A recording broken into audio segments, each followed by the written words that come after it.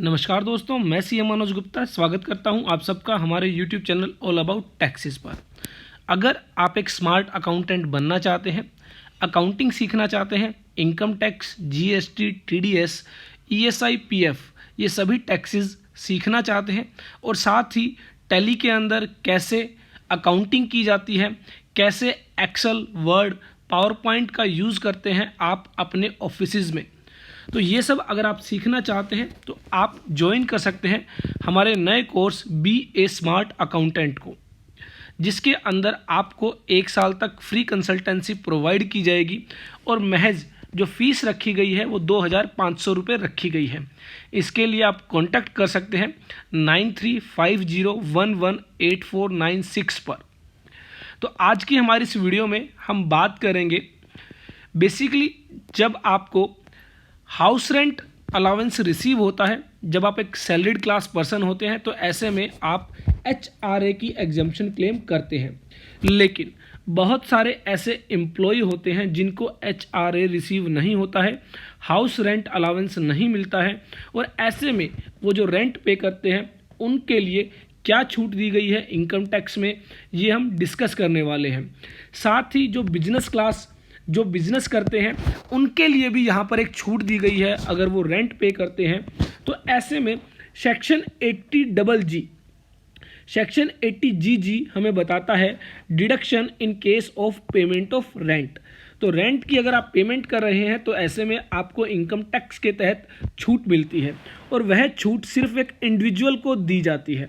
That means Hindu undivided family, partnership firm, company, इन सभी को यह छूट नहीं मिलती है, सिर्फ एक इंडिविजुअल को यह छूट दी जाती है। उसके अलावा जिस भी व्यक्ति को हाउस रेंट अलाउंस रिसीव होता है उस व्यक्ति को यह छूट नहीं दी जाती। वह व्यक्ति HRA की डिडक्शन क्लेम करता है, उसको सेक्शन 80GG के तहत कोई भी छूट नहीं दी जाती। उसके अलावा उसको जो है रेंट फ्री अकोमोडेशन अगर दी गई है एम्प्लॉयर के द्वारा तो भी ऐसे में 80GG के तहत उसको कोई छूट नहीं दी जाएगी। तो सैलरीड क्लास पर्सन के केस में ध्यान रखें वह HRA रिसीव ना कर रहा हो, साथ ही उसको कोई रेंट फ्री अकोमोडेशन ना दी गई हो एम्प्लॉयर के द्वारा। रेंट फ्री अकोमोडेशन का मतलब है कि एम्प्लॉयर के द्वारा रहने के लिए उसको कोई घर दिया गया है जिसका कोई भी रेंट उससे नहीं लिया जाता है, तो ऐसे में वह सेक्शन 80GG की डिडक्शन क्लेम नहीं कर सकता। उसके अलावा जो भी व्यक्ति बिजनेस कर रहा है, प्रोफेशन रन कर रहा है, तो ऐसे में वह सेक्शन 80GG के तहत छूट क्लेम कर सकता है। उसके अलावा जो कंडीशन दी गई है, उस व्यक्ति के नाम से कोई भी घर नहीं होना चाहिए, उसके स्पाउस के नाम से कोई भी घर नहीं होना चाहिए। अगर वो हस्बैंड है तो वाइफ के नाम से कोई घर नहीं होना चाहिए, वाइफ है तो हस्बैंड के नाम से कोई घर नहीं होना चाहिए, और साथ ही माइनर चाइल्ड के नाम से भी कोई घर नहीं होना चाहिए। मेजर चाइल्ड यहाँ पर कवर नहीं किया गया है।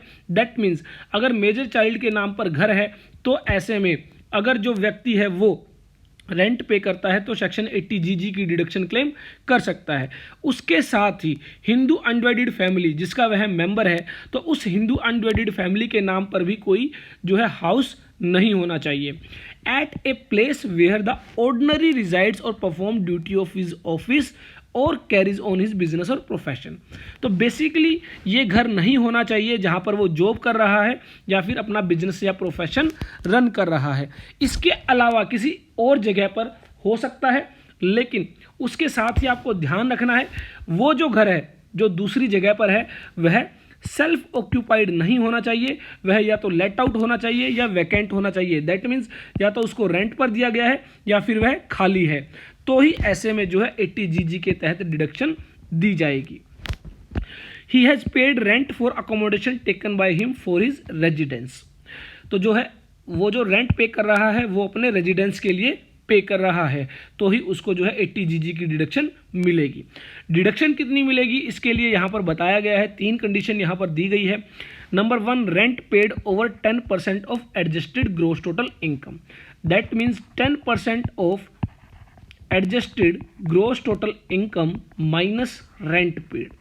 तो यहाँ पर दूसरी कंडीशन दी गई ₹5000 और तीसरी दी गई 25% of adjusted gross total income. इन तीनों में से जो भी सबसे कम होगी वही डिडक्शन 80GG के तहत दी जाएगी। अब बात आती है कि एडजस्टेड ग्रॉस टोटल इनकम क्या है। तो इसके लिए बताया गया एडजस्टेड ग्रॉस टोटल इनकम मतलब ग्रॉस टोटल इनकम निकालनी है जो कि 5 हेड्स का टोटल होती है, उसमें से long term capital gain including long term capital gain under section 112, तो जितना भी लॉन्ग टर्म कैपिटल गेन है वो आप माइनस करेंगे। Short term capital gain under section 111A जो कि 15% की रेट ऑफ टैक्स से टैक्सेबल होता है वो आप यहाँ पर लेस करेंगे, और जितनी भी 80C से लेकर 80U तक की डिडक्शन थी वो आप लेस करेंगे एक्सेप्ट 80GG, क्योंकि ये अभी हम कैलकुलेट कर रहे हैं और इसी के लिए हम एडजस्टेड ग्रॉस टोटल इनकम निकाल रहे हैं। तो इसके अलावा 80C से लेकर 80U तक की इनकम आप लेस करेंगे, जो इनकम आएगी वो एडजस्टेड ग्रॉस टोटल इनकम कहलाएगी। ये सिर्फ हम कैलकुलेशन पर्पस के लिए ही कैलकुलेट करेंगे। Deduction can be allowed even where the SSC is not an employ. तो ध्यान रखें, जो एक एम्प्लॉय नहीं है, जो बिजनेस चला रहा है, प्रोफेशन चला रहा है, he can also avail deduction under section 80GG। एक एग्जाम्पल के जरिए इसको समझने की हम कोशिश करते हैं किस तरह आप यह डिडक्शन कैलकुलेट करेंगे। मिस्टर एक्स है जिसकी इनकम बिजनेस और प्रोफेशन से है 5 लाख रुपए, लॉन्ग टर्म कैपिटल गेन है 2 लाख रुपए का और शॉर्ट टर्म कैपिटल गेन है 3 लाख रुपए का under section 111A। Casual income है 1 लाख रुपए की। इसके अलावा है 40,000 रुपये पर मंथ का जो है रेंट पे करता है। उसने 30,000 रुपये डिपॉजिट किए हैं in home loan account scheme of national housing bank. He has complied with all the condition of section 80GG। तो सेक्शन 80GG की वो सभी कंडीशंस पूरी करता है, जैसे कि उसके नाम से कोई भी घर नहीं है, उसके स्पाउस के नाम से कोई भी घर नहीं है, उसके माइनर चाइल्ड्स के नाम से कोई भी घर नहीं है, वह जिस हिंदू अनडिवाइडेड फैमिली का मेंबर है उसके नाम से भी कोई घर नहीं है। तो यहाँ पर बिजनेस और प्रोफेशन से इनकम आ जाती है 5 लाख रुपये, कैपिटल गेन की इनकम है long term capital gain 2 lakh रुपए, short term capital gain under section 111 3 lakh रुपए। तो इस तरह यहाँ पर जो है कैजुअल इनकम 1 लाख रुपए की मिलाकर टोटल इनकम हो जाती है 11 लाख रुपए, जो कि आपकी ग्रॉस टोटल इनकम कहलाती है। और इसमें से डिडक्शन जो लेस की जाती है, डिडक्शन लेस की जाएगी आपकी 30,000 रुपये की जो है होम लोन अकाउंट स्कीम में जो उन्होंने डिपॉजिट कराया है 30,000 रुपये की, वह डिडक्शन 80C में उनको मिल जाती है। अब हम कैलकुलेट करते हैं सेक्शन 80GG में उनको कितनी डिडक्शन मिलेगी। तो यहाँ पर हमें क्या करना होगा, adjusted gross total income calculate करनी होगी। तो एडजस्टेड ग्रॉस टोटल इनकम जो हम कैलकुलेट करेंगे वो इस तरह होगी। ग्रॉस टोटल इनकम 11 लाख रुपए, उसमें से 2 लाख रुपए का हम लॉन्ग टर्म कैपिटल गेन कम करेंगे, 3 लाख रुपए का short term capital gain under section 111A कम करेंगे, डिडक्शन 80C से लेकर 80U तक की जो कि 30,000 रुपये है वो कम करेंगे। तो यहाँ पर ग्रॉस टोटल इनकम जो है एडजस्टेड 5,70,000 रुपये आ जाती है। अब हम यहाँ पर वो 3 लिमिट चेक करेंगे।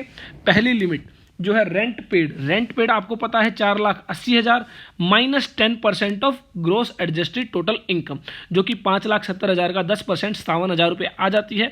तो यहाँ पर पहली लिमिट हमारी आ जाती है 4,23,000 रुपये। दूसरी लिमिट है 5,000 रुपये पर मंथ, जो कि बन जाती है 60,000 रुपये। और तीसरी है 25% of gross adjusted total income, तो यहाँ पर वो आ जाती है 1,42,500 रुपये। इन तीनों में से जो सबसे कम है वो है 60,000 रुपये। तो 60,000 रुपये की डिडक्शन हमें यहाँ पर मिल जाती है। तो इस तरह 11 लाख में से हमारी टोटल डिडक्शन है 30,000 और 60,000 90,000 रुपये की, और हमारी जो टोटल इनकम आ जाती है 10,10,000 रुपये। इस पर हम इनकम टैक्स कैलकुलेट करेंगे। अगेन आपको ध्यान रखना है, कैजुअल इनकम है 1 लाख रुपये की, उस पर 30% का टैक्स है 30,000 रुपये। 2 लाख रुपये का लॉन्ग टर्म कैपिटल गेन है, उस पर 20% का टैक्स है 40,000 रुपये। 3 लाख रुपए की शॉर्ट टर्म कैपिटल गेन है अंडर सेक्शन 111A, जो कि 15% से टैक्सेबल होता है, तो 45,000 रुपीज़। बैलेंस जो बचाता है 4,10,000 रुपये, उस पर स्लैब रेट से आपको टैक्स पे करना है। 2,50,000 रुपये तक कोई भी टैक्स नहीं है। नेक्स्ट 1,60,000 रुपीज़ पर 5% का आपको टैक्स पे करना है 8,000 रुपीज़। टोटल टैक्स आपका आ जाता है 1,23,000 रुपये। यहाँ पर रिबेट अंडर सेक्शन 87A नहीं मिलेगी, क्योंकि जो टोटल इनकम है वो 5 लाख रुपये से ज़्यादा है। तो यहाँ पर 1,23,000 रुपये पर 4% का हेल्थ एंड एजुकेशन सेस देना होगा 4,920 रुपये, और टोटल टैक्स लाइबिलिटी आपकी आ जाती है 1,27,920 रुपये। तो इस तरह बेसिकली आप 80G के तहत जो है रेंट की डिडक्शन क्लेम करेंगे और कैलकुलेट करेंगे। आई होप आपको अच्छे से समझ में आया होगा। हमारी यह वीडियो आपके लिए यूजफुल होगी। देखते रहिए, लाइक करते रहिए, शेयर करते रहिए हमारे YouTube channel all about taxes को।